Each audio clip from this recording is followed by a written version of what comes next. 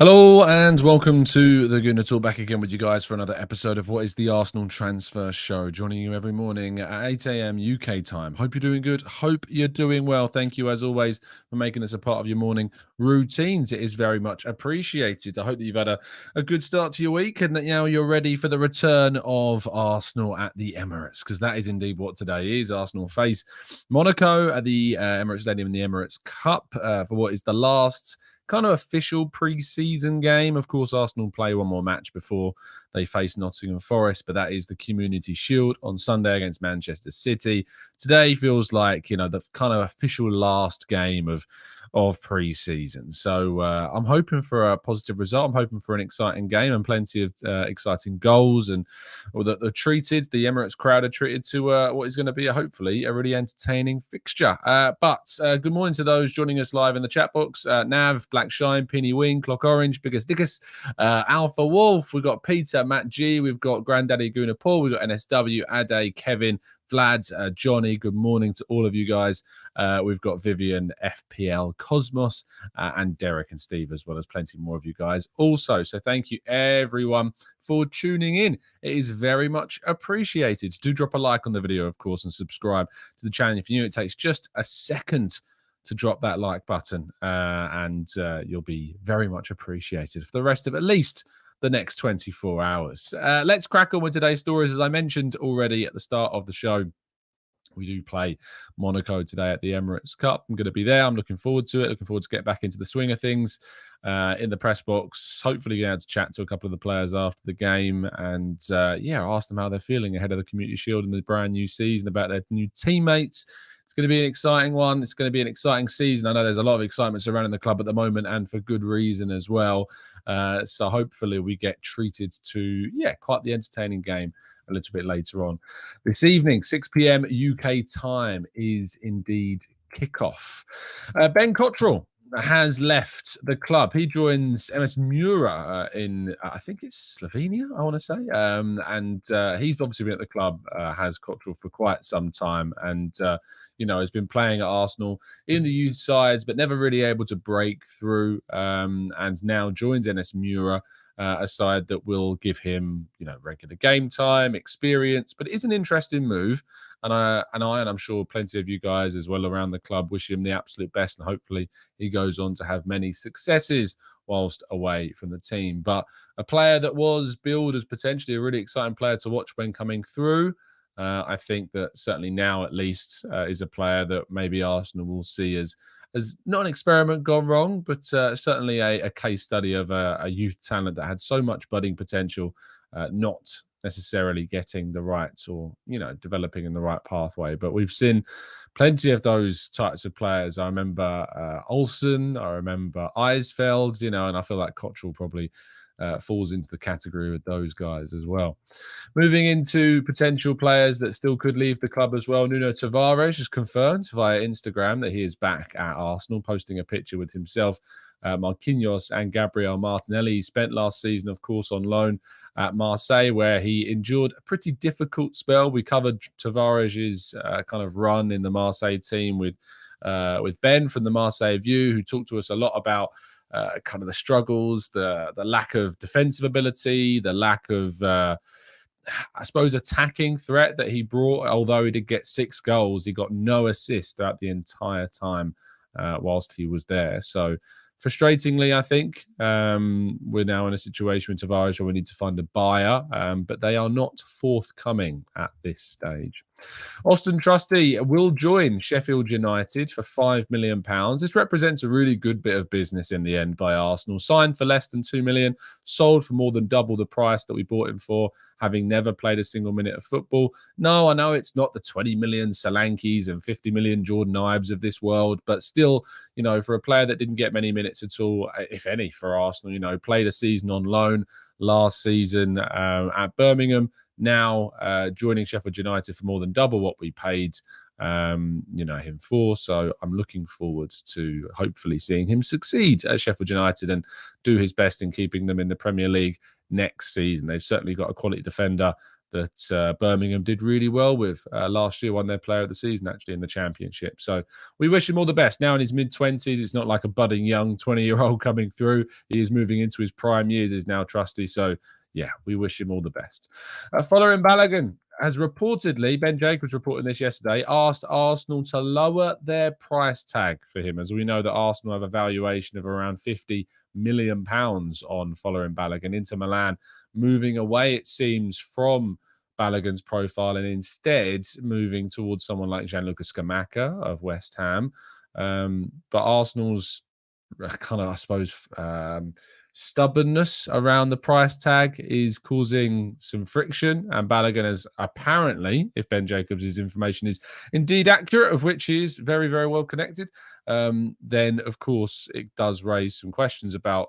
And I saw a tweet from Clive yesterday actually as well. I kind of really did empathise with. I'll get his words exactly. I know Clive will be listening. I won't want me to misquote him, but it was along the lines of, it is very frustrating the fact that like we have to pay exactly what clubs want. And then when it comes to, here it is, it does annoy me how no one wants to pay value for our players, yet we have to pay top brass for any players we want. Infuriating, to be honest. And certainly that's how I feel. It is frustrating that we're expected to kind of pay premiums for every single player that we go in for. And yet when we are selling a player, it's people want handouts, people want discounts. And how is that exactly fair? So it's a very frustrating situation for Arsenal, and it just doesn't seem that the people, or the clubs rather, that can and want to buy Balogun are clubs that don't really have the money necessarily to do it. I still feel as though Balogun will leave the club between now and the end of the window, but it may not be for that £50 million.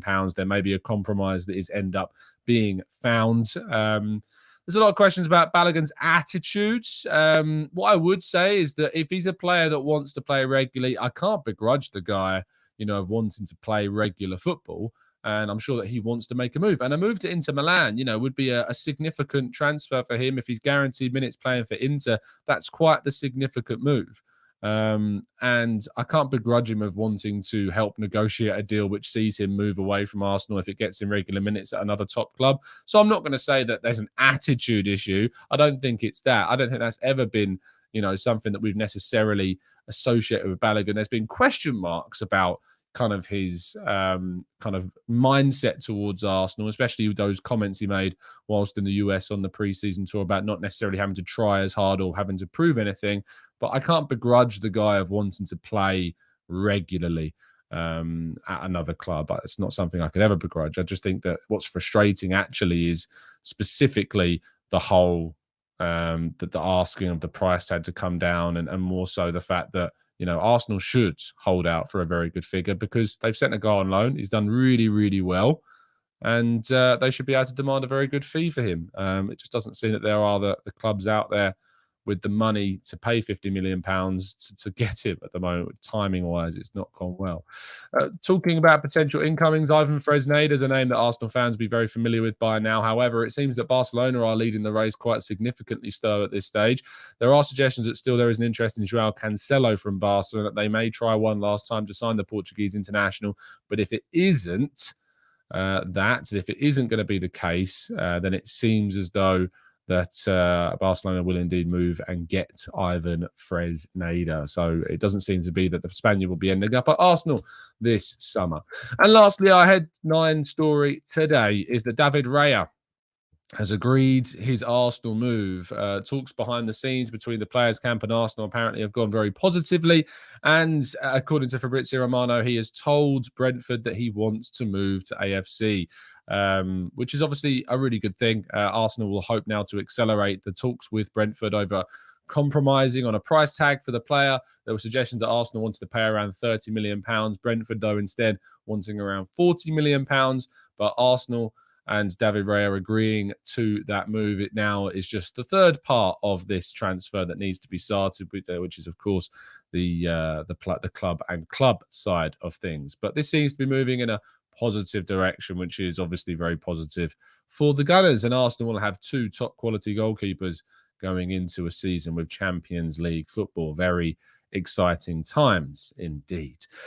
What is also exciting is the ability for you guys to keep yourself safe and secure online. And you can do that with the help of NordVPN, who provide for you a service which is obviously the top-notch quality, safety, and security platform for you surfing the net. Keep those peeping toms away from yourself. You can use ad blockers, tracker blockers, and malware protection as well, just by using NordVPN. If you're in 2023 and you've not yet got yourselves a VPN service, it's a necessity in this world right now, and NordVPN will steer you in the right direction. It also gives you the ability to change your geolocation, so your digital devices, be it your laptop, your tablet, your phone, will think it is in another part of the world entirely. But thankfully, you won't need to do that if you're attending the Arsenal today, because for the first time in quite some time, they're back home. But for those of you that wanted to watch the games whilst abroad, perhaps a VPN would have been the best way forwards, and NordVPN would have given you that ability to do so. And if you go to www.nordvpn.com/Gooner, or just the link down in the description, that's www.com.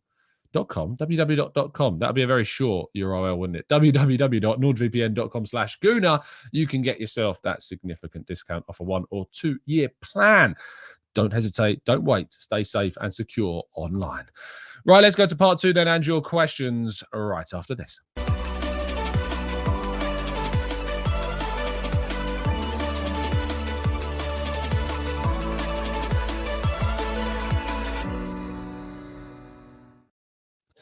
It seems that StreamYard is, and YouTube for that matter, is now celebrating our longest serving members. And I want to do that, of course, as well. Sweating Merlot, a member for 5 months as well. Peeny Ween there for 8 months. Fantastic stuff.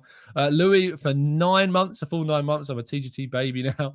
And Chris P for quite an impressive 35 months. That's nearly 3 years supporting TGT. Chris has been a regular contributor and supporter of the channel, and we're very thankful for that. Dave himself here for 33 months also. Fantastic stuff. Great to see StreamYard giving the opportunity to celebrate some of our longest serving members on the channel. I'm sure there'll be more popping up.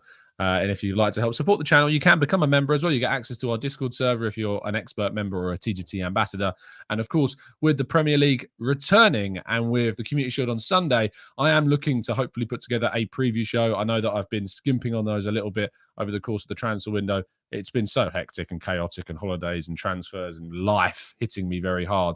But certainly, we'll be doing a members preview show ahead of the Community Shield either tomorrow or Friday. I just need to sort out a time, and I'll be in the Discord server getting people to hop on for a chat ahead of that game. Owen for 37 months. I think possibly one of our longest serving members and part of the TGT family, of course, as well. And I look forward to seeing you, Owen, very, very soon indeed. Right, let's go to chat box questions, and we'll come back to celebrate some more members that have been around for quite some time as well.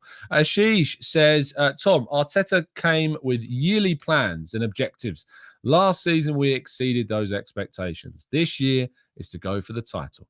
Do you believe that we are strong enough to win, or require a few more players? I think we need a couple more. I think the goalkeeper is a great example of how Arteta's being ruthless and bringing in competition into the side as well. But for me, I think we need another forward.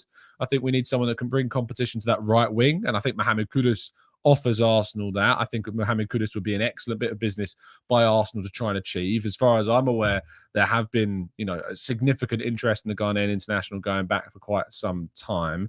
But Chelsea are still very much there and in the race for Kudus. But there's been a few suggestions around. I've seen some people suggesting that Arsenal may indeed be the preference of the player. I haven't been able to confirm that personally, but Mohamed Kudus is a player that I think could offer Arsenal something at right wing, attacking midfield, and striker, centre forward. So I feel as though, yes, that would be a great one for us to be able to challenge and help us challenge for the title. Mike says, any Monaco players that we might be interested in to keep an eye on? I think Fofana is probably the one that most people are going to be looking at. Yusuf Fofana, of course, a very interesting player, central midfielder, currently at Monaco. He's going to be one that people should be keeping their eyes on. Of course, Wissam Ben Yedder, Breel Mbolo, the two forwards are ones people might know the most about. But I think Yusuf Fofana is going to be the one, Mike, to watch today, if indeed he is available for the game. Adam says, Brentford need a striker, so just exchange Balogun for Raya, or am I missing something? I wish it was as simple as that. They've not actually been linked with too many strikers at all, Brentford. They did bring in a striker in January. Let me have a quick check on who that was. I want to make sure that's right.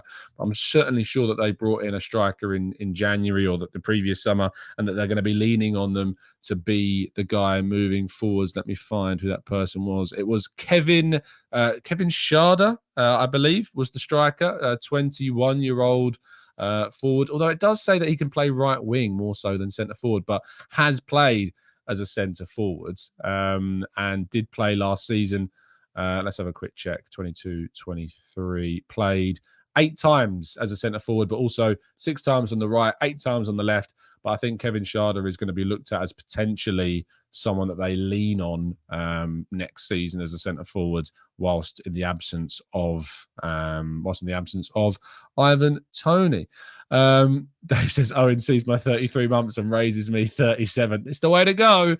And of course, if you're going to be attending our live event, of which I should have already kind of checked out, you'll be able to meet people like Owen, of course, who I believe I'm reliably told will be in attendance. So I'm looking forward to seeing Owen, of course, and I'm sure that people that are in the chat box that see each other every single day speak to each other.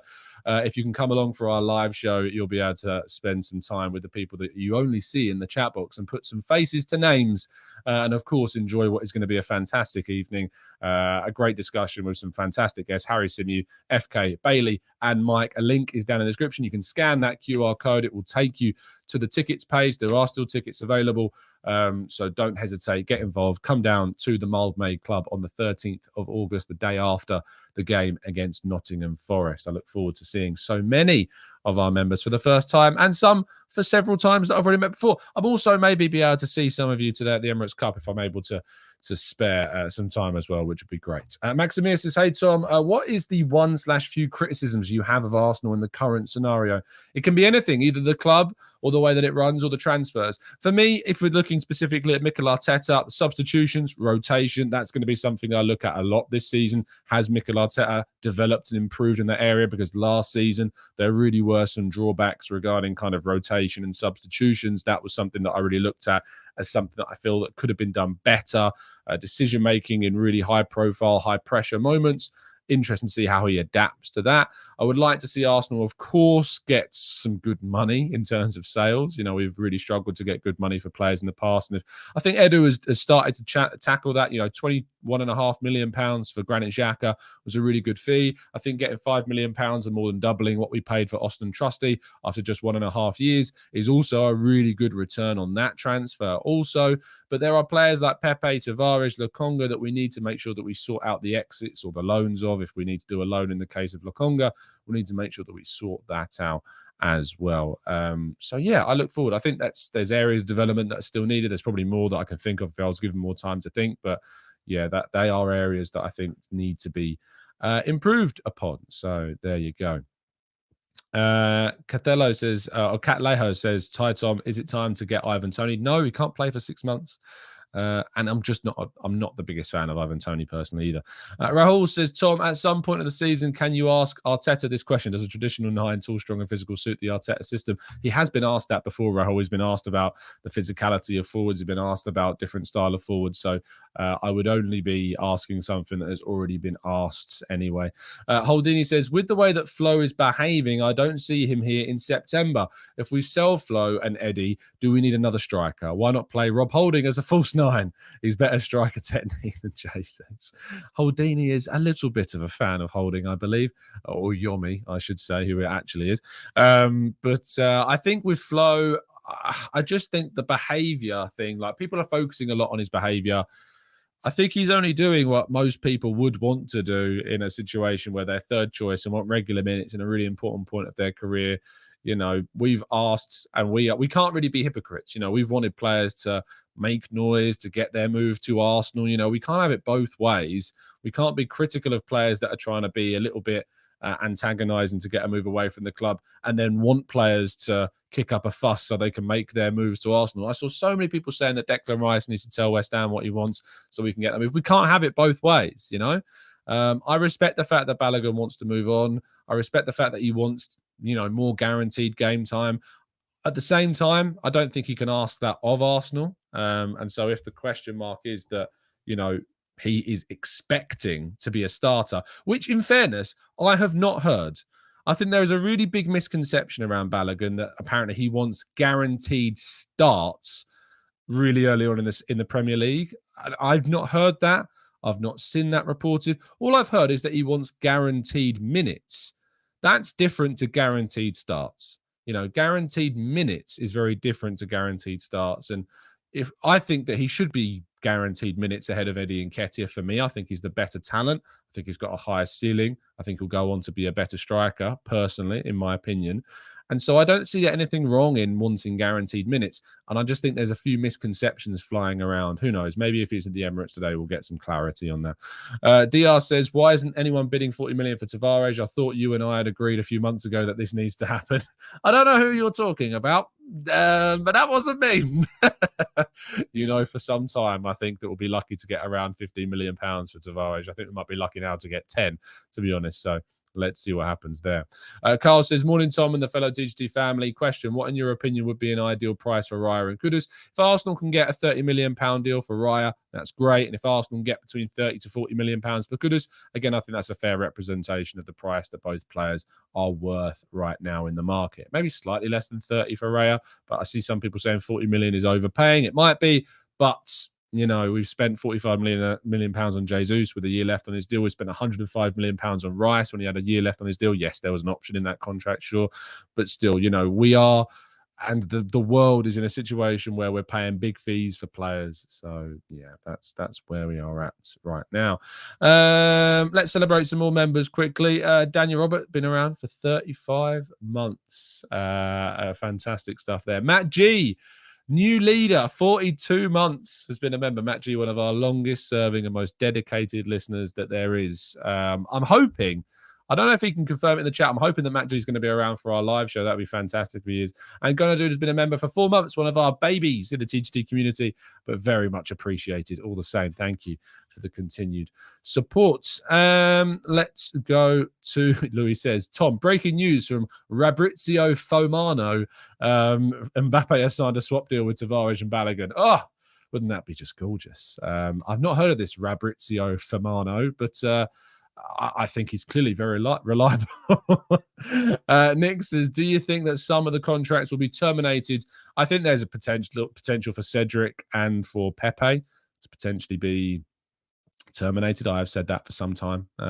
So yeah, I think that they are profiles of players that could yet see their deals agreed to be terminated. So watch this space on those two. Raval says, do you think that we are going for Raya because Ramsdale is injured and we are trying to buy replacements before the news comes out? No, I don't think so. I mean, if Ramsdale's suddenly absent from the game today, then maybe there's more of a discussion to be had. Let's do a quick check whether when Ramsdale was last spotted, because if he was, he would have been in training yesterday. Let me see if I can see if Aaron Ramsdale was in training. He hasn't been pictured in training, which is quite interesting, actually, because Matt Turner has been pictured in training. Aaron Ramsdale not pictured in training, unless I've missed him. But that's a really interesting point. So unless he's injured, maybe that makes some sense. But to be honest, I thought we would have looked to sign him anyway, because I think we want competition for the goalkeeper position. But it's a very good point, and that's not been confirmed. I suppose Ramsdale, if he's present at today's Emirates Cup, that will be obviously telling us that he's available. But if Ramsdale is injured, now Ramsdale did play, did he not, against Barcelona? So yeah, very interesting indeed. I mean, let me have a quick check on Twitter. Ramsdale injury. I can't see anything saying Ramsdale is injured at the moment at all. So yeah, nothing here about there being an injury to Ramsdale. But it is interesting that he wasn't pictured. That doesn't mean he wasn't there, because sometimes players aren't pictured at all in training. But yeah, I can't see anything suggesting that Ramsdale may be injured at the moment. So I guess we'll find out a little bit later on today. What I would say is that Ramsdale did have some hip and shoulder issues last season. So maybe that they are looking to bring in somebody as competition as well, but also as cover for us also. I remember, I think it was against Aston Villa, not last season, the season before, when Leno played that game and we went 1-0. He had an issue in that game. So we'll have to wait and see. Also, Sophie from the Hybrid Squad did a really good show with Ramsdale's dad, who's becoming a bit of a regular on the Hybrid Squads. Go give it a listen. There was kind of hints, and they were, and Sophie did bring up Raya, and so yeah, it's worth giving that a listen. He talks about competition, talks about instilling that character in his son, and it's a really good listen. So if you haven't already done so, Black Shine, one of our longest listeners, not as in like longest listeners. You might be really tall, to be fair. I don't know. But longest time listeners of the channel becoming a member. Thank you, Black Shine, for the support. That really means a lot. And welcome officially to the TGT family. As Penny Ween says, about time. That's probably the right way forward. Rono in the chats. Where's that comment gone? Oh, my chat's gone up. Where is it? Rono, when we find the comment. Rono says, what's your opinion on Evan Ferguson? Exciting young player, exciting talent. I look forward to seeing this season at Brighton with how he developed past last season. I remember I was at the Amex for Arsenal's game against Brighton last season where we won 5-3, I think it was, 5-2, 5-3.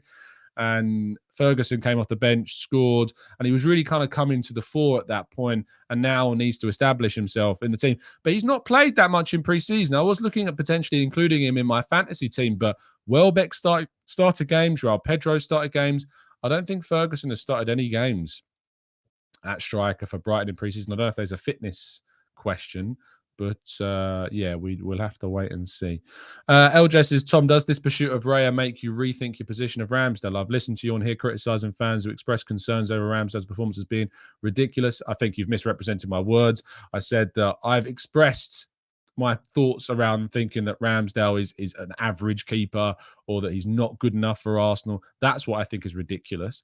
The pursuit of Raya is exactly what Arteta and Arsenal have done over the last 2 years. It is ruthless recruitment, it is competitive recruitment, and falls in line with everything that we've been doing. So no, of course it doesn't change my opinion of Ramsdale, doesn't make me rethink my position of Ramsdale. I believe Ramsdale to be a world-class level goalkeeper, and I believe that Raya is up there in a similar bracket to Aaron Ramsdale as well. And the numbers certainly support that. I think it's a style of transfer that this Arsenal and this Arteta team are doing. So no, doesn't make me rethink anything at all. I did love Giant Gooner's tweet when we first saw the links to David Raya come out. I think it was something along the lines of, what a day this is for the minority that is the Ramsdale doubters, something like that.